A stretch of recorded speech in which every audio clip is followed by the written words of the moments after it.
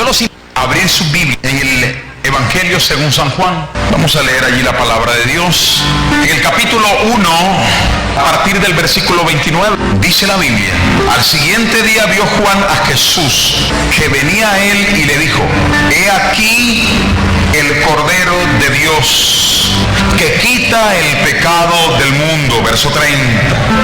Este es aquel de quien yo dije: después de mí viene un varón, el cual es antes de mí, porque era primero que yo, y yo no le conocía.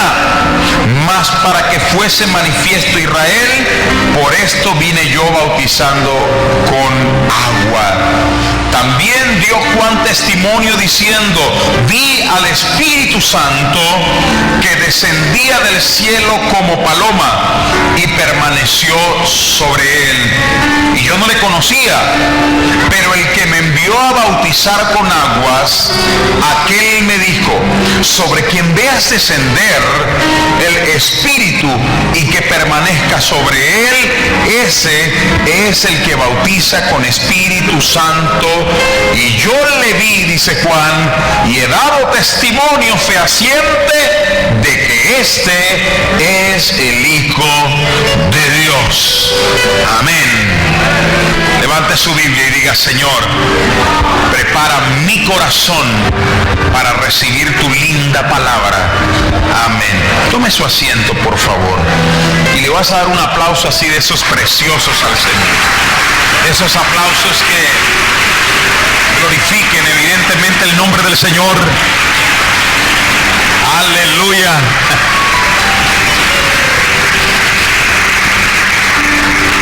Yo siempre digo lo siguiente, y es que cuando nosotros disponemos nuestras manos para aplaudir a Dios, Dios dispone seguramente sus manos para tocarte, para sanarte, para bendecirte, para tocar tu familia, para tocar tu hogar, para tocar tu negocio.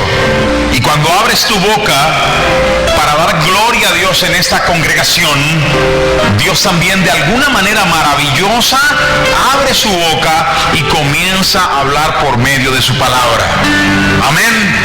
O a través de los dones del Espíritu Santo, por un ministro, por una sierva, comienza a traer revelación.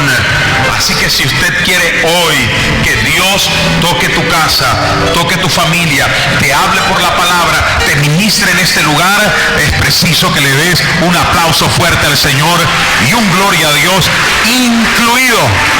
Wow.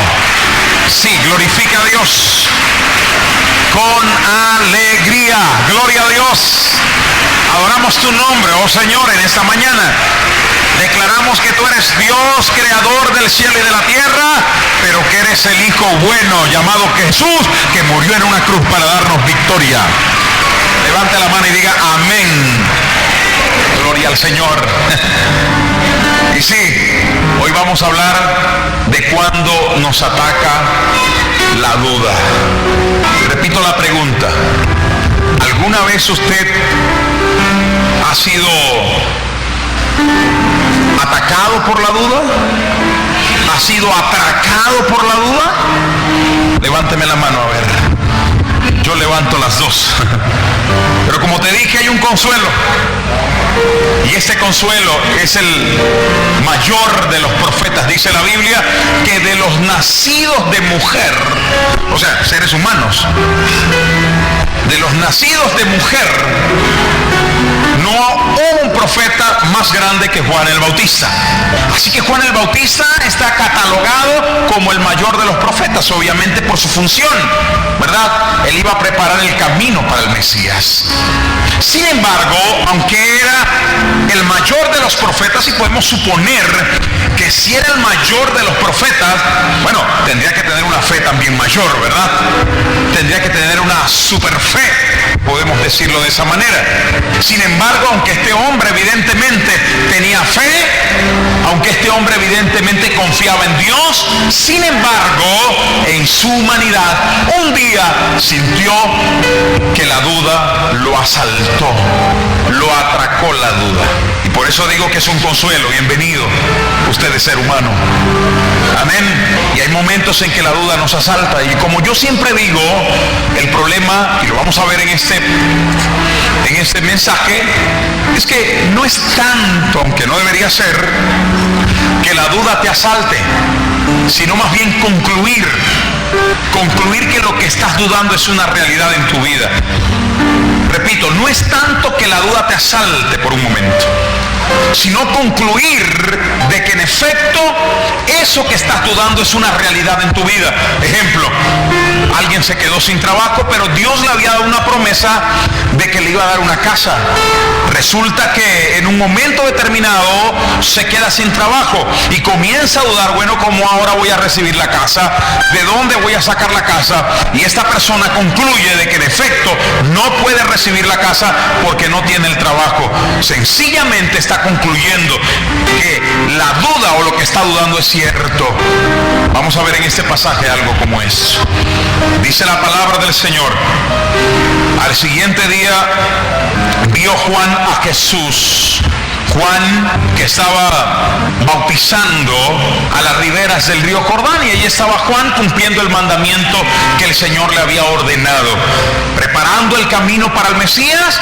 Estaba bautizando allá en el río Jordán, y de repente a las riberas del río Jordán se acerca un personaje.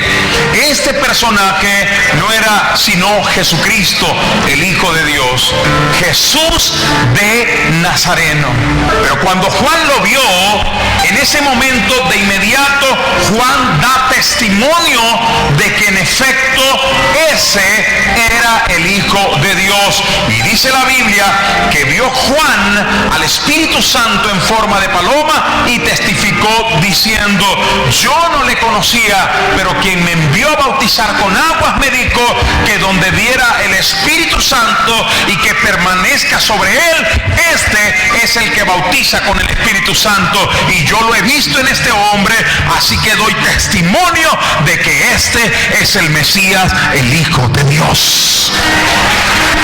Amén.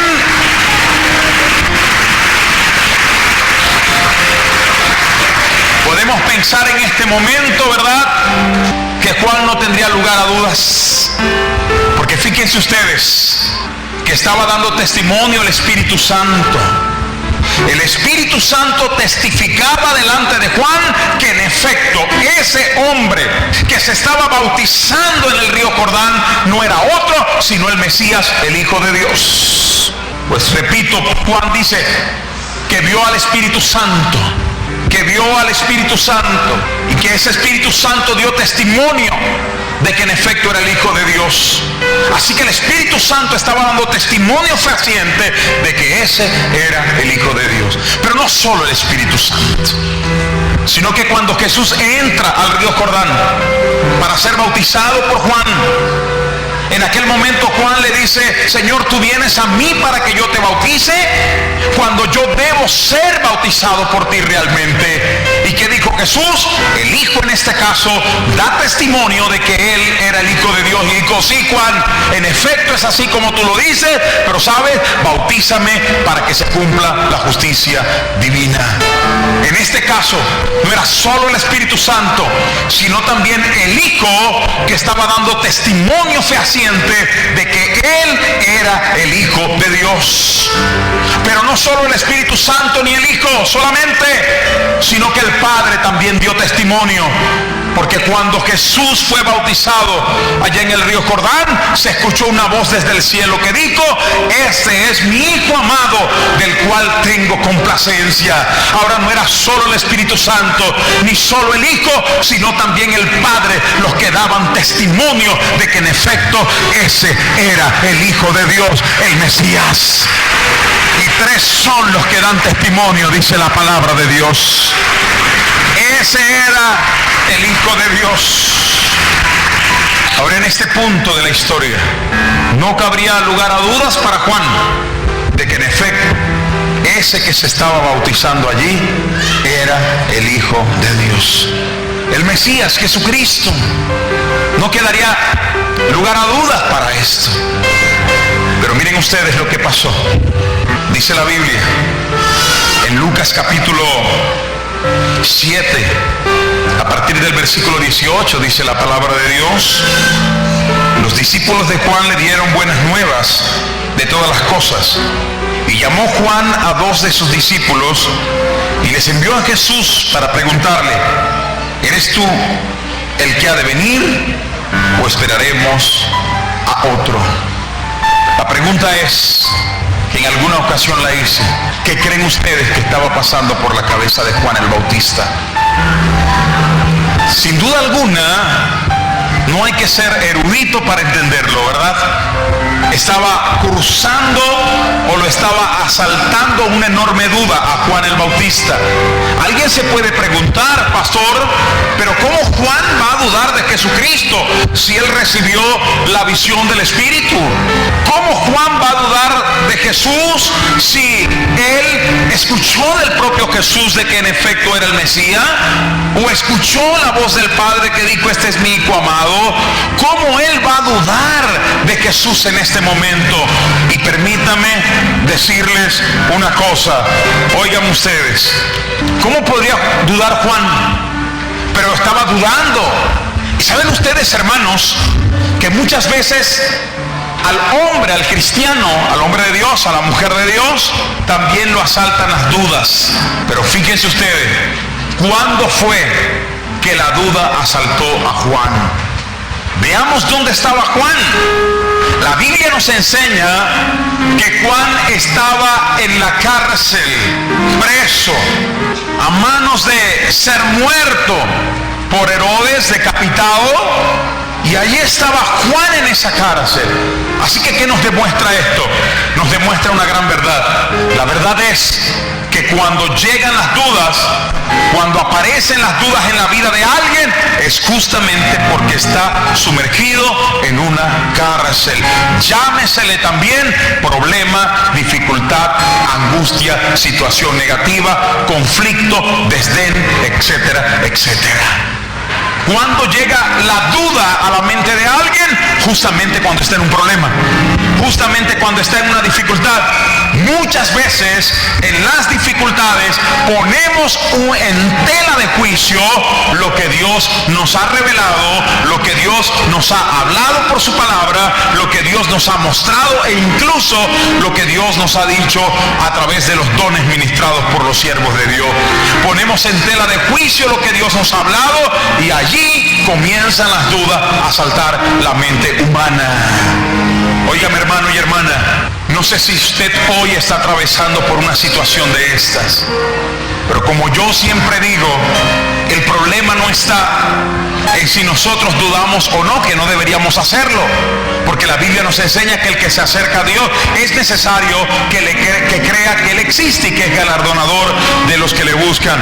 O sea, yo tengo que tener una seguridad de que cuando vengo a Dios, tengo un Dios que me bendice, que me provee, que me ayuda.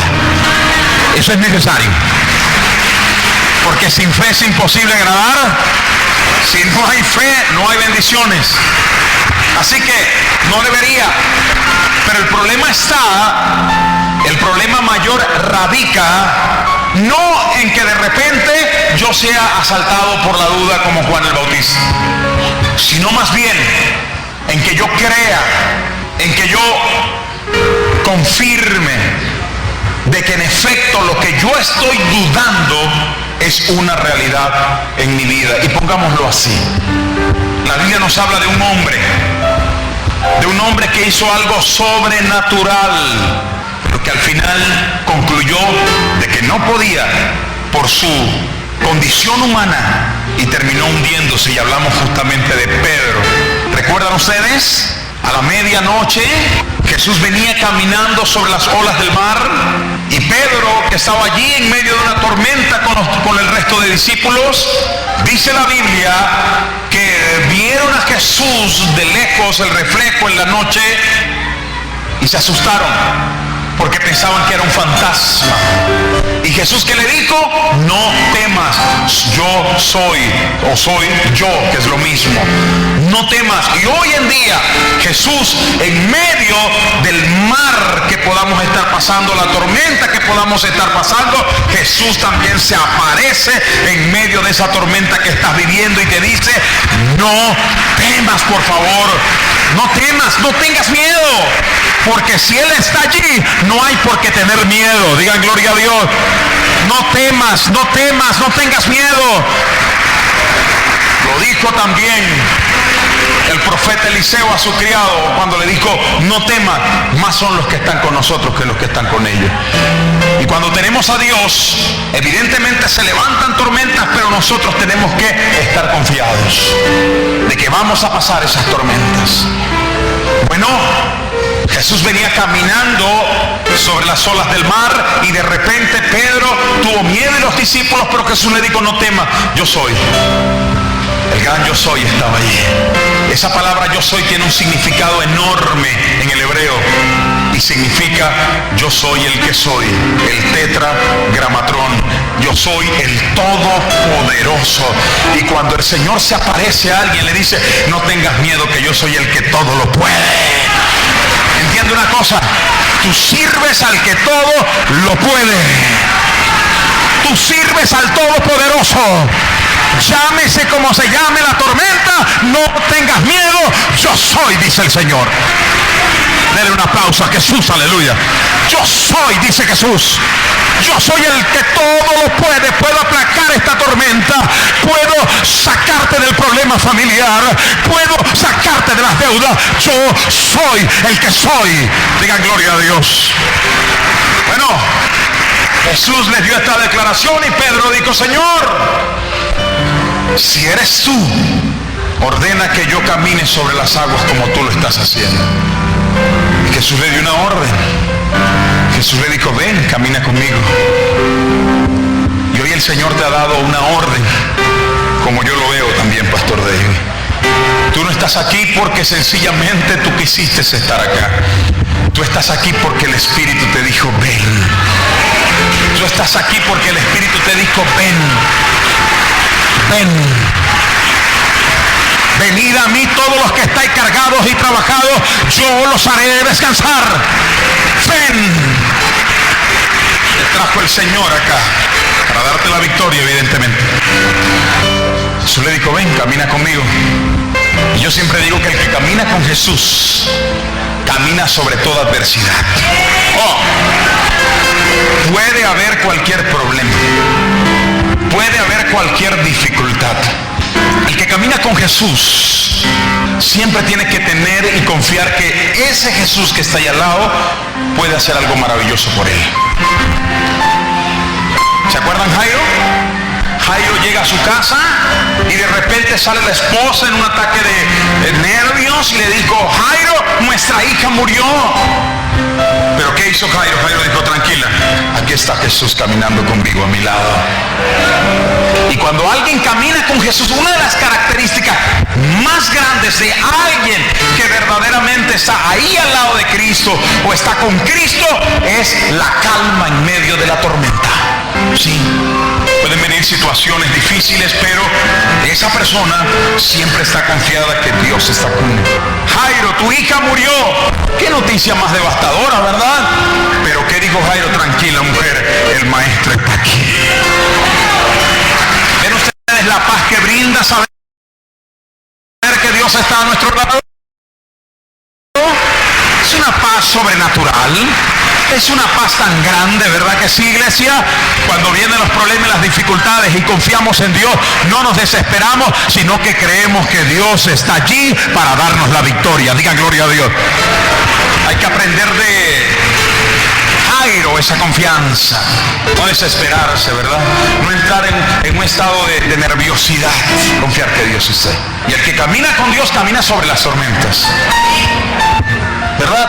Lo dijo Habacuc. Aunque falte el producto del olivo, Habacuc, aunque los labrados no den mantenimiento, aunque no haya ovejas en la majada, ni en los corrales vacas, con todo y eso, aunque todo esto pase, y diré que son puras calamidades, aunque todo esto pase, yo me alegraré en Jehová, el Dios de mi salvación. Óyeme, que hace mis pies como de sierva y en las alturas me hace andar. El que anda con Cristo camina sobre los problemas. Los problemas, la tormenta no lo afectan como el águila que vuela sobre la tormenta. Así es el cristiano que confía en Dios. Sobre los problemas camina, no lo afectan porque él confía en que Dios está a su lado. Tenemos que aprender a confiar en Dios de esta manera. Así que Pedro entonces comenzó a caminar con Jesús sobre las aguas. Pero en un momento determinado sintió que la tormenta se arreció y el viento se volvió contrario. Y fue allí cuando él tuvo miedo y concluyó que no podía humanamente caminar sobre las aguas. No puede un ser humano romper con la ley de la gravedad, pensó quizás Pedro. ¿Y sabe qué? Concluyó de que él no podía caminar sobre las aguas. Y cuando concluyó esto, comenzó a hundirse, y a hundirse, y a hundirse. Escúcheme, una de las cosas que veo acá en este mensaje es que el problema no es solo pensar o que la duda nos asalte. El problema es concluir que lo que estamos dudando es una realidad en nuestra vida. Y cuando alguien concluye que sí, el problema económico está fuerte, el problema social está fuerte, yo no puedo recibir esto y yo no puedo recibir lo que Dios me prometió porque el problema social está fuerte, porque el dólar sube, porque todo está muy caro, no puedo recibirlo, y comienzas a concluir de que en efecto eso es así, entonces te vas a hundir en la incredulidad y obviamente vas a perder los beneficios de Dios. Pedro se hundió y gritó: Señor, sálvame. El Señor lo tomó por la mano y le dijo: ¿por qué dudaste? Qué tremenda es la duda, ¿no? Ahora, repito, el problema no está en dudar solamente. El problema está en concluir que lo que estoy dudando es una verdad. Pero alguien dirá: pastor, entonces, cuando la duda llegue a mi vida, ¿qué debo hacer? ¿Cómo debo lidiar con ella? ¿Cómo debo lidiar con ese sentimiento que me produce la duda? Porque mire que es fuerte, ¿verdad? Es fuerte. Pero la Biblia nos da la enseñanza al respecto. Juan no solo dudó, porque dudó, pero Juan no se quedó con la duda. Juan, aunque estaba dudando, él llamó a 2 de sus discípulos y le dijo: vayan, yo voy a colocarle una palabra a esto, vayan y disipen mi duda, vayan y pregúntenle a Jesús si en efecto es o no es el Mesías.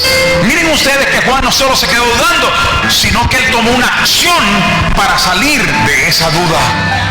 Y de repente hay alguien que dirá aquí: pastor, tengo problemas, dificultades, y las dudas comenzaron a saltar mi cabeza, mi mente, mi cerebro.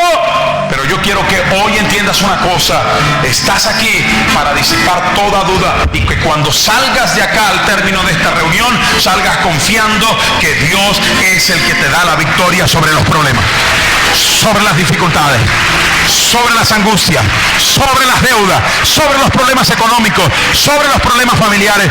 Dios te da la victoria. Las promesas de Dios se cumplen. Juan no solo dudaba, sino que decidió disipar esa duda y mandó a 2 de sus discípulos, los cuales llegaron a Jesús y le dijeron: Jesús, aquí nos envía Juan. ¿Ustedes se imaginan la cara de los discípulos de Juan? Porque quizás eran los mismos discípulos que estaban con Juan en el río cuando Juan dijo: helo allí, el Cordero de Dios. Estoy viendo al Espíritu Santo y doy testimonio acá público de que ese es el Hijo de Dios. Más tarde entonces Juan los llama a los mismos y les dice: ¿sabe qué? Pregunten si es o no es el Mesías. Yo quiero que de alguna manera puedas visualizar en las expresiones de estos discípulos, porque a veces la misma expresión que coloca tu familia. Cuando por primera vez llegaste allá a tu casa, que Dios operó un milagro y wow, Dios es grande, allá en la iglesia de Dios Amor es una maravilla. Pero tiempo después, cuando vinieron los problemas, las dificultades que nunca faltan, ya te vieron cabizbajo en una esquina y ya comienzan a pensar, bueno, ¿qué pasó con esta persona? ¿Qué pasó con este? ¿Acaso no era Dios grande? ¿Qué está pasando? Pues yo creo que la misma expresión la pusieron los discípulos de Juan. Sin embargo, los discípulos de Juan llegaron a Jesucristo y le dijeron: Jesús, aquí nos envía Juan y él nos manda a preguntar que si en efecto tú eres el Mesías o tenemos que esperar a otro. ¿Eres tú o no lo eres? Y en ese momento el Señor Jesús comienza a disipar la duda que tenía Juan, porque él tomó a sus discípulos y le dijo: vaya y díganle a Juan lo que están viendo y lo que están oyendo. Óigalo, lo que están viendo, lo que están oyendo. Los cojos andan, los mudos hablan, los ciegos ven y el evangelio se le es anunciado a los pobres. Yo creo, hermano, que permíteme la Biblia, que cuando los discípulos de Juan llegaron a Juan y les dio esta palabra, evidentemente Juan entendió de que estaba antes el Mesías.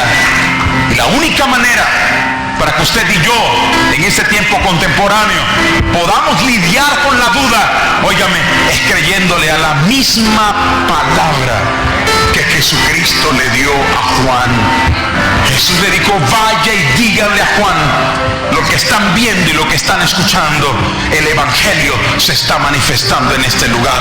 Óigame, lo único que quita la duda del corazón y la cabeza de alguien, de los pensamientos de alguien, es ser expuesto a un mensaje responsable de la Biblia y que usted lo crea, que usted confíe en esta palabra. Por lo tanto, yo creo que si había una duda dando vuelta en tu cabeza, hoy el Señor tiene que llevársela, porque está recibiendo la palabra de Dios. Basta que tú le creas a esta palabra.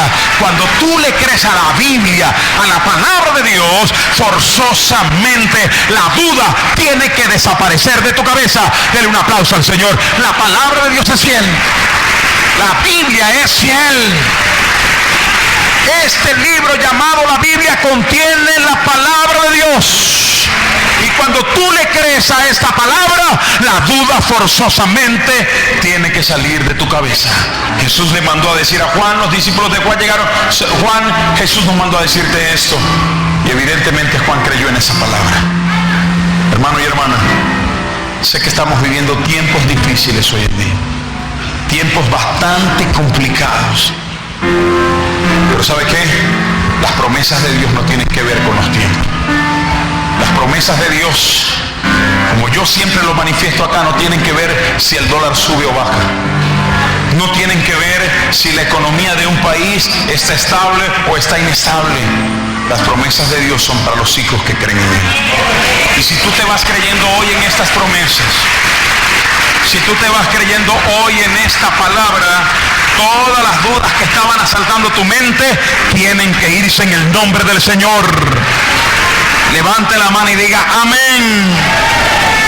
Porque ¿qué es la antítesis de la duda? ¿Qué es la antítesis? Lo contrario a la duda, si no es la fe. Entonces, si la duda está y entra la fe por la palabra, forzosamente la duda tiene que irse. Así que yo te invito a que le creas esta palabra. Esto es lo que va a hacer desaparecer la duda de tu cabeza.